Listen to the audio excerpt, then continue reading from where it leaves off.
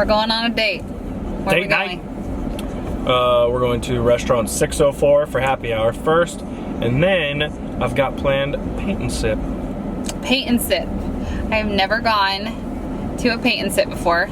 This guy went all the time while he was deployed, and I have been so jealous. So thank the Air Force for that. He planned tonight, and I'm super excited. Now we are going to get coconut shrimp, and then we are going to come back with some marriage tips on the end of our date. So if you want to see those, keep watching.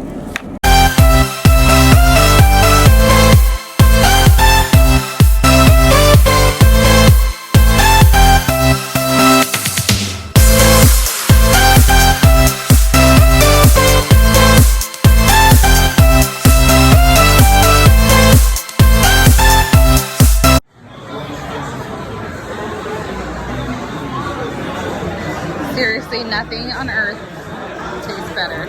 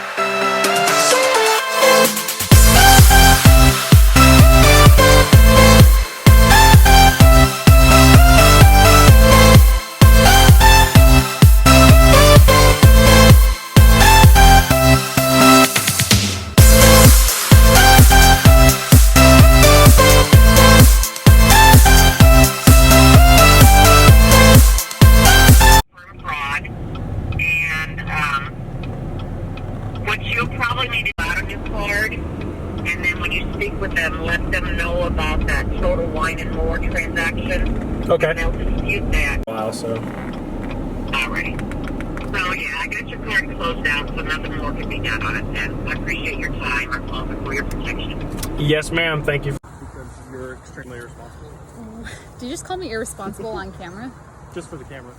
So, we're arguing, not arguing, we're arguing, whatever, about the fact that Jared's so early to everything. He's so punctual. High five. That was good. And we had 15 minutes till it starts. And I'm like, why are we going now? 1, gotta pee. 2, we're 15 minutes early. Like, even your doctor recommends you be 15 minutes early. So Yeah, you gotta fill out paperwork. What if we gotta fill out paperwork? Anyways, we just had to deal with $300 in fraud. And somebody got some liquor. yeah, at the liquor store. Like, that is not us. And especially because we're in Hawaii. And yeah, now we paint 15 minutes early and nobody else is here yet. Look. Oh my gosh. Seriously, Hawaii rainbows. Have you ever seen anything prettier? It's a double rainbow. Double rainbow, and I'm getting rained on. So beautiful.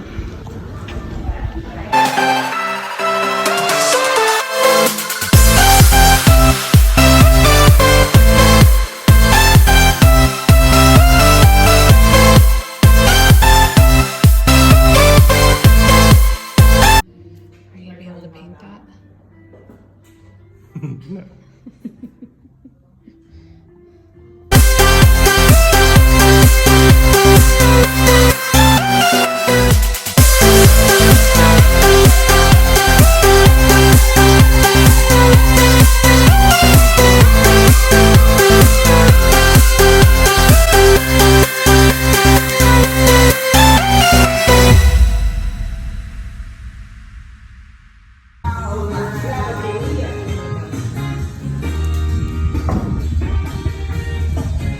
Real artwork. You can become a doctor with an English degree. Okay, so we just finished. And now we're gonna force you guys to choose in the comments below whose picture you think is better. Yeah, buddy, you already know. And I'll attach a picture next so you guys can see. And you have to choose. 3 of our favorite marriage tips, quick, fast, Okay, and hold hurry. Quick, fast, and hurry. Okay, so no. Okay, so we just got home from our date night, which we have not had a date night in how long? It's been a hot minute. 6 weeks. 6 weeks. At least. Feels like it's been longer than that. But anyways, we have not had a date night in a really long time.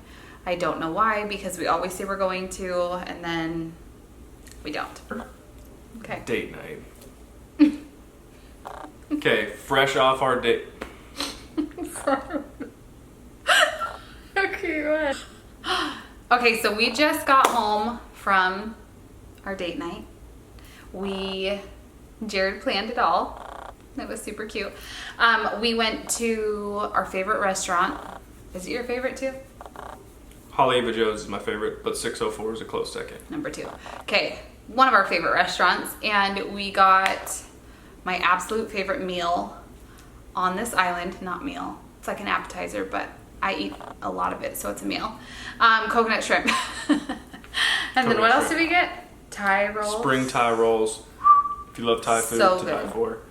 And furikake fries. Those were okay. I've had better. They're good. They were good.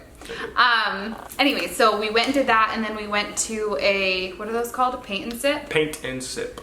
And it was so cool. It was cool. I've never done anything like that before, so it was awesome. But Jared and I have been married for 9 years, 8 years, 8 years. 35 years. It's all the same.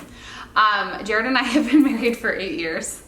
And we were talking earlier about everything, and we thought it would be cool to share with you guys some tips that we had on marriage, because we feel like we finally are getting the hang of it 8 years in, right? So we want to share our 3 top tips with you guys. Okay, so our 3 top tips. Number 1, choose love. Choose to love each other. Choose love. Choose love. Number 1 top tip, choose love. I think it is something that everybody forgets. I definitely know that we were very guilty of it in the beginning of our marriage, was just choosing to love each other. I think it's hard to remember that loving someone really is a choice. And it's a good thing to remember that at one point you did love that person enough to get married to them. And obviously when you're going through the seasons of life and you're going through the motions and things are not so pretty, it's always good to remember that it literally is it's a mindset. You just have to choose to look beyond whatever issues or problems or whatever it is that you're having. Obviously dependent on the circumstance. However, if it's nothing too crazy, it's something that you can get through just by choosing to, 1, want to fix whatever the problem is together, not be childish, because that took me a long time to understand that. Don't you dare say one thing.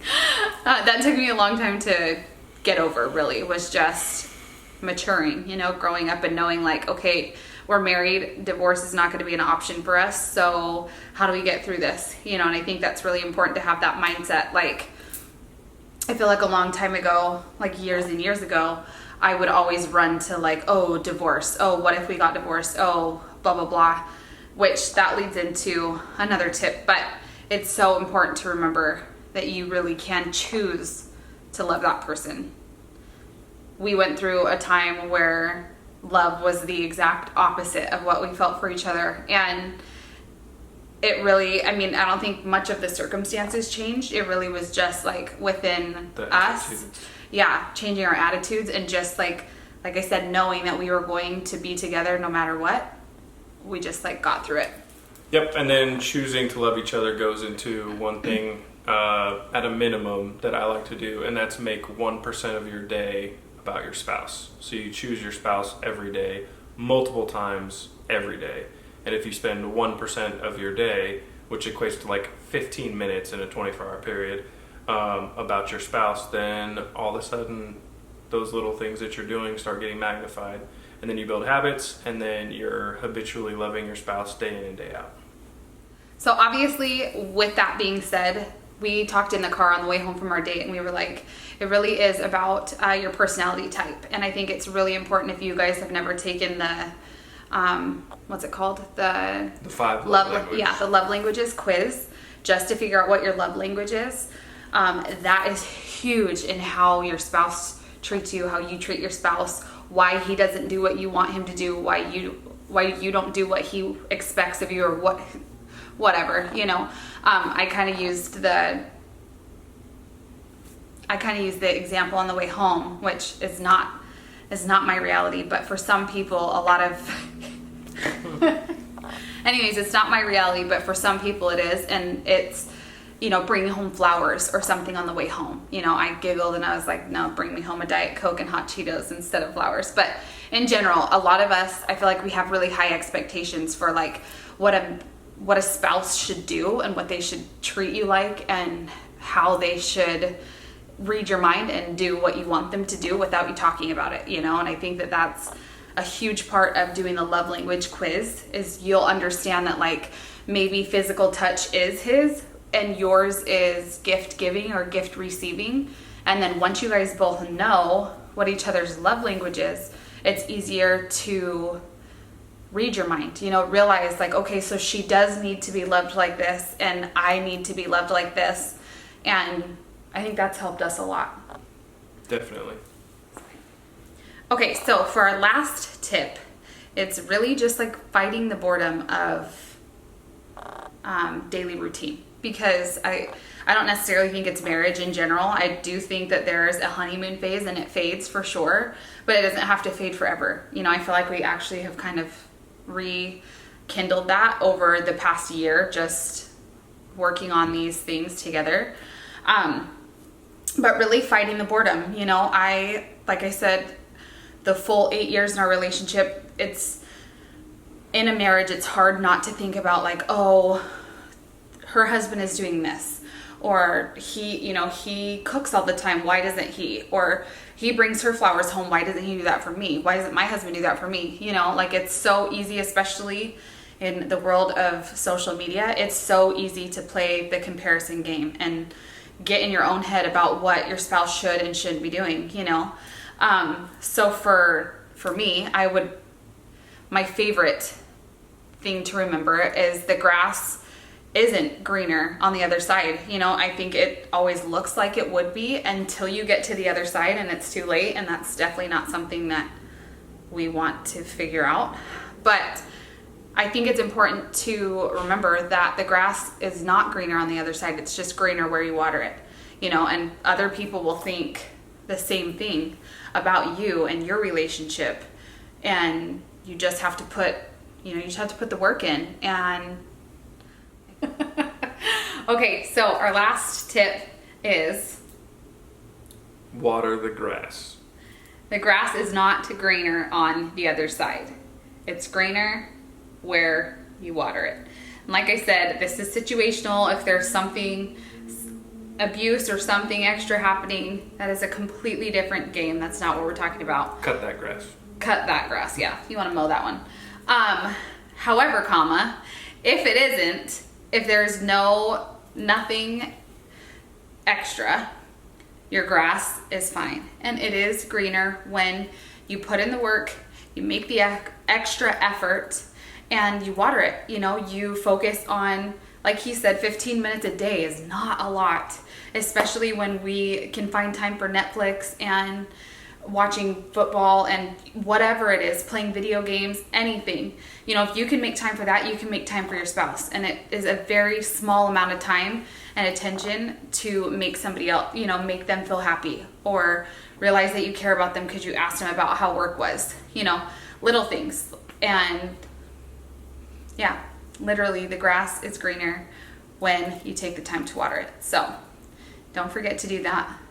That's always the first step, is checking out in your relationship what needs to be fixed. Even if you have a good relationship but you're bored, or even if you have if you have a bad relationship and you want to fix it, that's where you start. You pick out the things that you want to change or fix, and you put the effort in. And if you put the effort in and your spouse puts the effort in, that's all it takes. I'm telling you, we went from a very, very, very, very bad time in our relationship for quite a while. And I never would have ever thought that we could get through it, just because I had such a negative attitude about it. And I totally take all the blame for that, because he was definitely fighting the opposite. But not all the blame. But honestly, we went through a really, really, really rough season, and I didn't think we'd be able to get through it. And we're both really hard-headed, and I think that it is because of that. We just took the time to realize, like, hey, this can be fixed. It's not something that is too far gone. We can fix this, and we put in the time and the effort, and now our relationship is better than it has been. So, yeah. Anything else you want to add? Try. That's it. Yep. Just keep trying, because no matter what it is, like I said, if everything's good and you're just bored, spice it up. Change things. Go on date nights. Make time for your spouse, because that's really all it is. Men are simple. Us, however, we're not simple. And all we have to do is break through our freaking stubborn heads and make it work. And it is awesome. All right. Let us know what you think. Like, comment, subscribe. All right, guys.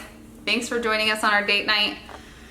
Let us know what you think below. Definitely don't forget to subscribe and thumbs up. No thumbs. Love y'all.